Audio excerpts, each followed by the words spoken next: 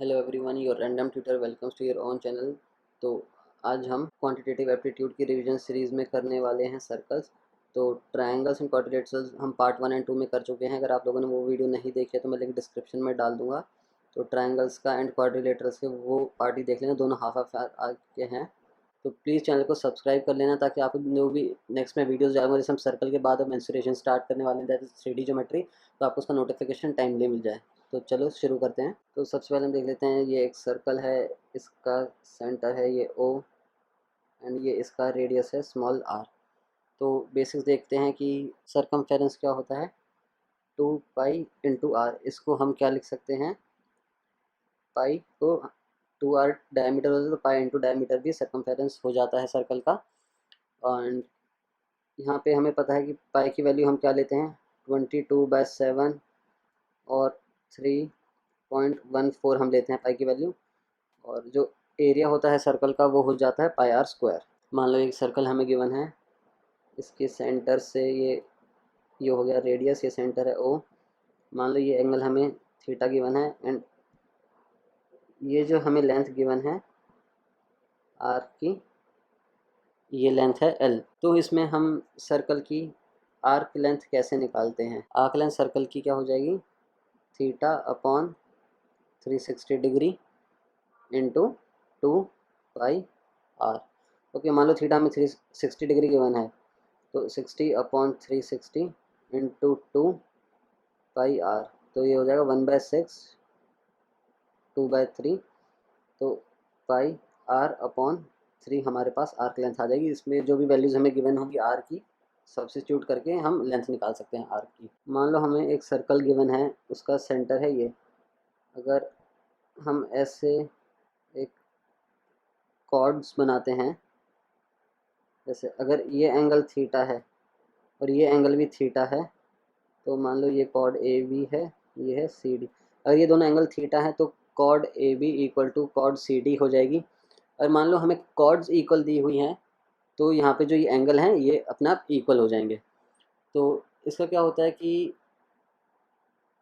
Plus ये अगर A B और सी डी कॉर्ड्स इक्वल हैं, तो हमारे पास जो इनके आर्क लेंथ हैं, जैसे ये A B length and C D arc length, ये भी जो है हमारे ए बी की arc length equal to C D की आर्क लेंथ हो जाएगा। जैसे अगर हमें सर्कल गिवन है, सेंटर से ये रेडियस गया हुआ है, ये एंगल है थीटा, तो इसको हम क्या कहते हैं, इस एरिया को हम बोलते हैं सेक्टर। जो मैंने ब्लू से मार्क करा है भी, ये एरिया हो जाएगा सेक्टर।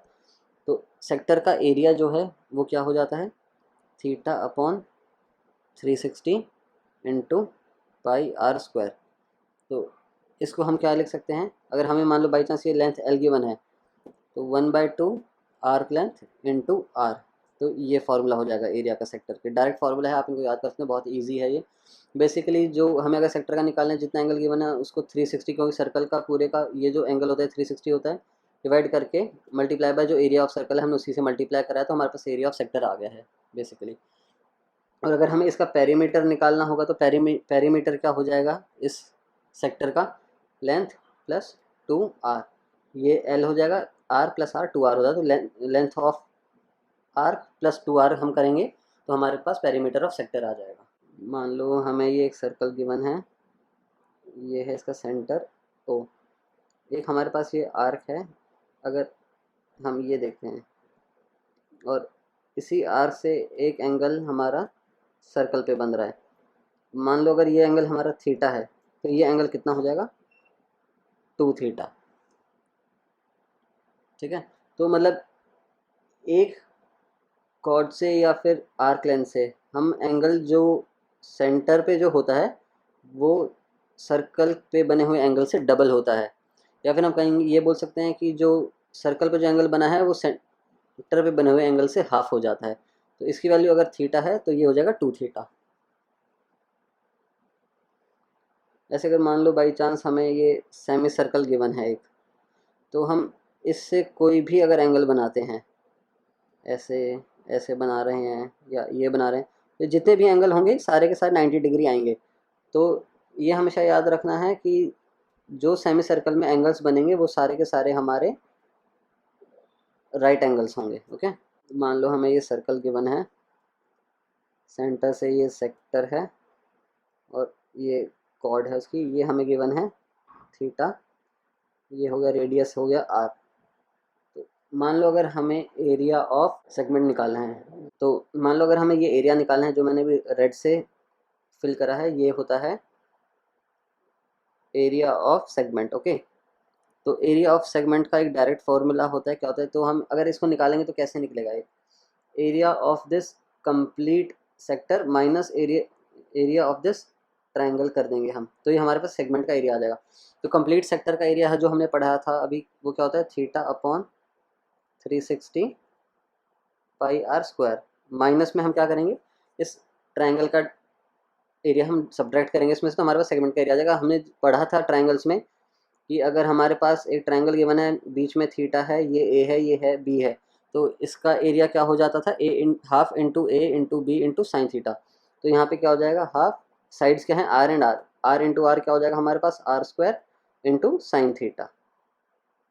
तो अगर हम ये फॉर्मूला लगाएंगे तो हमारे पास डायरेक्ट एरिया ऑफ सेगमेंट आ जाएगा। तो मतलब हमें सिर्फ फिगर समझनी है यहाँ पे कि ये एरिया हम कैसे निकालते हैं, किस में से क्या माइनस करें, किस किस फिगर्स के एरियाज को ऐड करें कि हमें फिगर मिलती रहे। नेक्स्ट हम देखते हैं, मान लो हमें ये एक सर्कल गिवन है, यहाँ पे दो कॉर्ड्स हैं, मान लो ये है पी, ये है क्यू, ये है आर, ये है एस, मान लो ये कट हो रही हैं टी पर। ओके, तो एक सेकंड में कलर चेंज कर लेता हूँ, इजी हो जाएगा आपके लिए। मान लो ये है सेंटर ओ गिवन है हमें, तो हमें बेसिकली यहाँ पर क्या निकालना है, angle P T S equals to angle Q T R equals to question mark. Okay, तो हमें इसका वैल्यू हमें निकालना है, ये दो एंगल्स कौन से हैं, एक्चुअली ये दोनों वर्टिकली ऑपोजिट एंगल्स हैं तो इक्वल हो जाएंगे। तो मान लो ये सेंटर है, तो इस वाली आर्क से अगर ये एंगल एक्स बनाता है सेंटर पे, और ये वाला जो आर्क है ये एंगल वाई बनाता है, तो इन दो वाले जो इंटरसेक्ट हो रहे हैं कोड्स, इनके बीच का एंगल क्या हो जाएगा, angle X plus angle Y upon 2, तो इन वालों का एवरेज। तो बेसिकली हमें दो कॉर्ड्स गिवन है, उनको इंटरसेक्टिंग का एंगल निकालना है, तो हमें सेम कॉर्ड या फिर आर्क लेंथ से अगर हम सेंटर पे जो एंगल बनाते हैं वो हमें है, उनका जो एवरेज होगा वो इनका एंगल हो जाएगा। नेक्स्ट हम देखेंगे अल्टरनेट सेगमेंट थ्योरम। तो मान लो हमें ये एक सर्कल गिवन है, ये एक टेंजेंट जो सर्कल को है वो ए पे कट कर रही है, ये पॉइंट है जेड और ये है सेंटर ओ सर्कल का, एंड एक कॉर्ड हमें गिवन है ए बी। तो अगर हमें ये एंगल निकालना है थीटा, यानी एंगल जेड ए बी, इसको हम थीटा मान लेते हैं, थीटा है, हमें इसकी वैल्यू फाइंड करनी है। तो as per alternate segment theorem, chord A B जो सेंटर पे जो एंगल बनाएगी, तो यानी कि एंगल ए ओ बी, तो एंगल थीटा जो है इसका हाफ हो जाएगा। तो थीटा क्या आ जाएगा हमारे पास, half of angle A O B, यानी कि वही कॉर्ड, ये कॉर्ड जो एंगल सेंटर पे बनाएगी उसका जो हाफ है वो एंगल जेड ए बी हो जाएगा।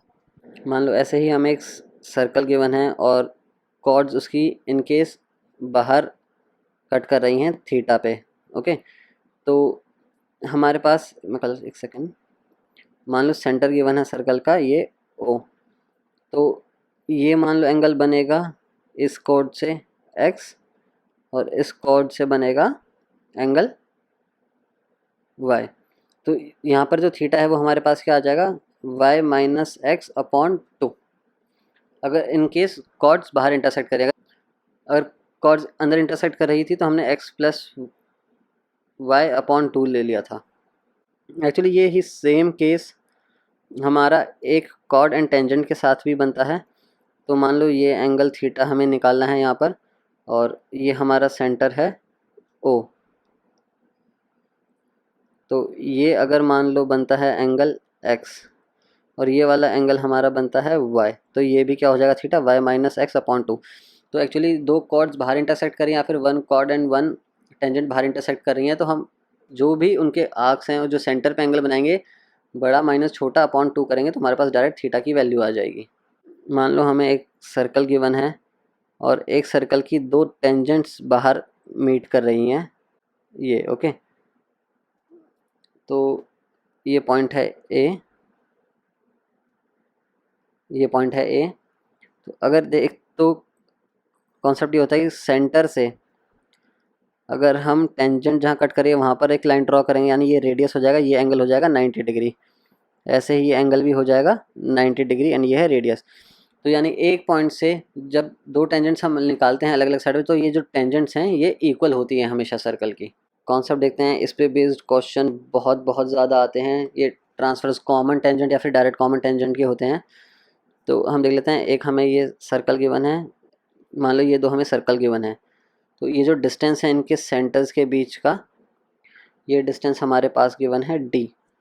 तो अगर हम देखते हैं पहले, मान लो हम पहले केस देख रहे हैं ट्रांसवर्स कॉमन टेंजेंट का। ट्रांसवर्स कॉमन टेंजेंट होती है, मान लो ये टेंजेंट जा रही है, तो इसको जहाँ कनेक्ट करेंगे अगर हम यहाँ से रेडियस अगर ड्रॉ करते हैं ये 90 डिग्री, ऐसे ही हम इसके सेंटर से एक रेडियस ड्रॉ करेंगे टेंजेंट पर तो 90 डिग्री हो जाएगा।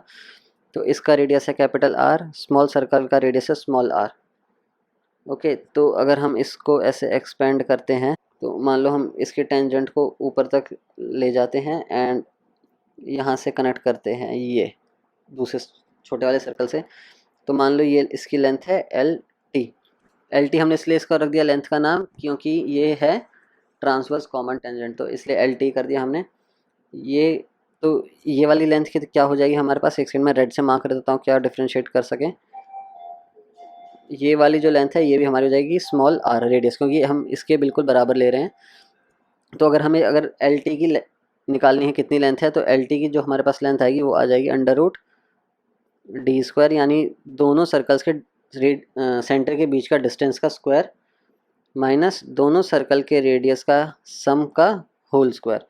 तो हमारे पास डायरेक्ट इस फार्मूला से एल टी आ जाएगी। याद करें ये बहुत इंपॉर्टेंट है कॉन्सेप्ट, इस पे बेस्ड क्वेश्चन बहुत ज़्यादा आते रहते हैं एग्जाम्स में। तो अब हम देखते हैं डायरेक्ट कॉमन टेंजेंट का क्या होता है। तो डायरेक्ट कॉमन टेंजेंट बनती है ऐसे, तो ये हो जाएगा 90 डिग्री, ऐसे ही ये भी 90 डिग्री हो जाएगा। मान लो इनके बीच का डिस्टेंस जो है d है, इसका रेडियस कैपिटल आर है, इसका स्मॉल आर है। तो ये जो टेंजेंट जहाँ टच करे ये जो डिस्टेंस है एल डी हो जाएगा। तो हम एल डी कैसे निकालते हैं, under root distance between centre of the circles, तो यानी कि दोनों सर्कल के सेंटर का जो डिस्टेंस है डी स्क्वायर माइनस बड़े सर्कल का रेडियस माइनस स्मॉल सर्कल का रेडियस होल स्क्वायर। तो बेसिकली देखो डिफरेंस दोनों फार्मूला में क्या है, उसमें r प्लस आर होता है, इसमें r माइनस आर हुआ है, बाकी सारा फार्मूला सेम है। मान लो हमें एक रेक्टेंगल गिवन है, रेक्टेंगल में एक सेमी सर्कल है और ये एक छोटा सर्कल है, सेमी सर्कल और रेक्टेंगल की साइड्स को जो टच कर रहा है।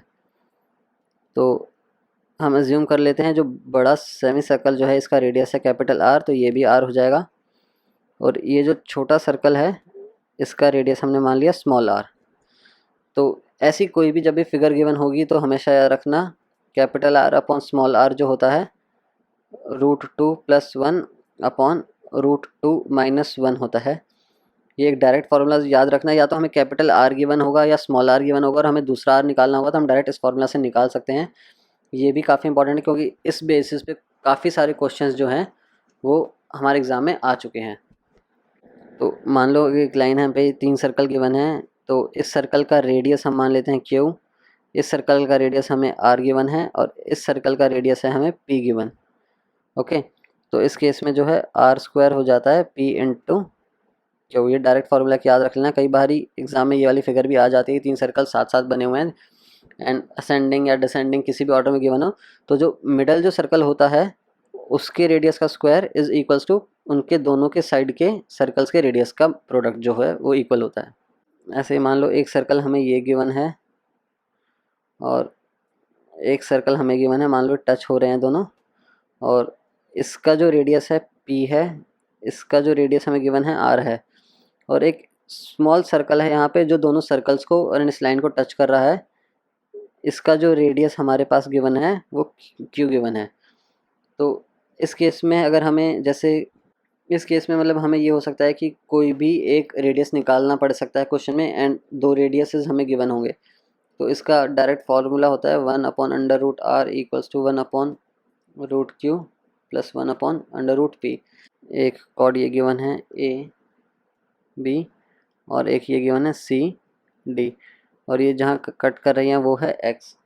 ओके, तो A X multiply by X B की लेंथ इक्वल होती है C X multiply by D X की लेंथ। मान लो ये दो सर्कल्स हमें गिवन है, ये इनका सेंटर है और ये है इनकी कॉमन कॉर्ड। तो कॉमन कॉर्ड जो है, जो इनके सेंटर को जॉइन करने वाली लाइन है, उसको हमेशा 90 डिग्री पे बाइसेक्ट करती है। ये एक डायरेक्ट कॉन्सेप्ट है, हमेशा याद रखना आप लोग। एक और कॉन्सेप्ट होता है, वो हम एक एग्जांपल के बेसिस पे देख लेते हैं सीधा।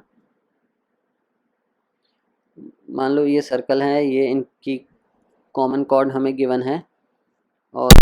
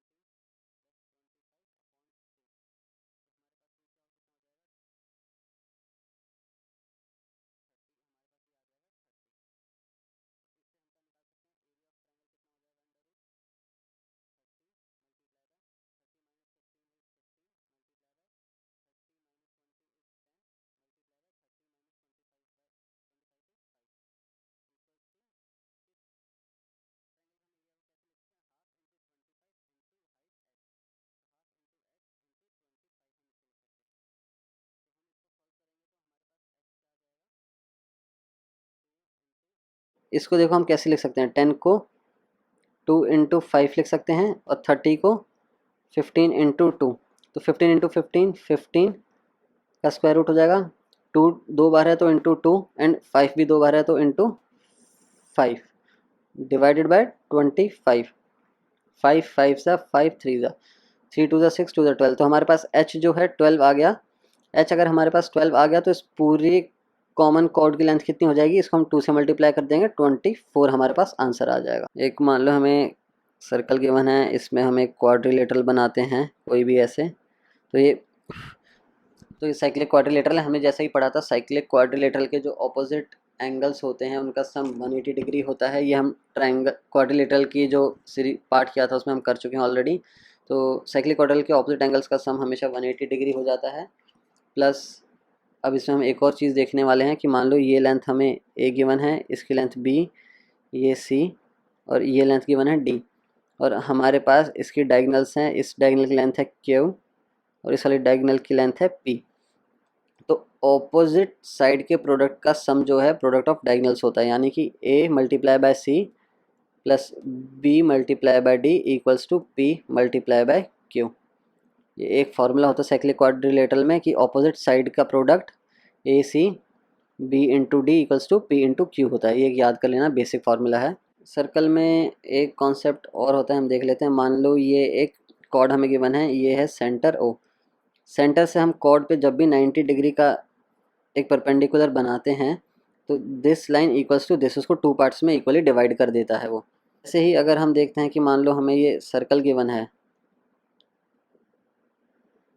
और एक कॉर्ड ये है और एक कॉर्ड हमें ये गिवन है, तो इनका जो परपेंडिकुलर बाइसेक्टर होगा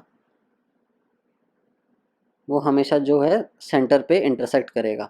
तो किन्हीं भी दो कॉर्ड्स का परपेंडिकुलर बाइसेक्टर जो है सर्कल के, हमेशा सेंटर पे ही इंटरसेक्ट करेगा। प्लस अगर मान लो ये कॉर्ड और ये कॉर्ड, मान लो कॉर्ड ए बी है, ये सी डी है, ये दोनों कॉर्ड्स इक्वल हैं, तो सेंटर से जो इनका डिस्टेंस है वो भी इक्वल होगा। अगर कॉर्ड्स इक्वल हैं तो उनका डिस्टेंस सेंटर से हमेशा इक्वल होता है। सो दैट्स इट, सर्कल्स में हम इतना ही करेंगे। नेक्स्ट जो पार्ट आएगा वो आएगा मेंसुरेशन यानी 3D ज्योमेट्री का। Please guys do like and subscribe this channel ताकि आपको ऐसी वीडियोस मिलती रहें। इस रिवीजन सीरीज़ के लिए हम बहुत शॉर्ट वीडियोस बना रहे हैं जिसमें हम आपको सारे कॉन्सेप्ट्स एंड फार्मूलाज बताने वाले हैं। तो ये आपके लिए एंड टाइम के रिवीजन के लिए बहुत अच्छी वीडियोस होने वाली हैं। बाकी अगर आपको किसी भी चीज़ में डाउट होता है तो आप वो कमेंट कर सकते हैं। जैसे 3-4 कॉन्सेप्ट पे किसी को भी डाउट आता है तो हम उनकी वीडियोस दोबारा बनाएंगे ताकि आपका कोई भी डाउट पेंडिंग ना रहे, एंड साथ के साथ हम लोग आपके सारे डाउट्स क्लियर करते हुए चलेंगे। बाकी जैसे ही रिवीजन सीरीज़ हमारी ख़त्म हो जाएगी हम प्रॉपर बेसिक टू एडवांस एक क्वांटिटेटिव का कोर्स शुरू करने वाले हैं। तो प्लीज़ चैनल को सब्सक्राइब कर लेना। आपको इस चैनल पे बहुत ज़्यादा चीज़ें मिलने वाली है पढ़ने के लिए, एंड बहुत अच्छी चीज़ें मिलने वाली है, ट्रस्ट मी। अभी बिल्कुल स्टार्टिंग है ये, बट धीरे धीरे करके हम बहुत कुछ इसमें लेकर आने वाले हैं। हम इंग्लिश भी ऐड करने वाले हैं कॉम्पिटिटिव एग्ज़ाम्स के लिए। तो प्लीज़ चैनल को सब्सक्राइब कर लेना। Thank you everyone.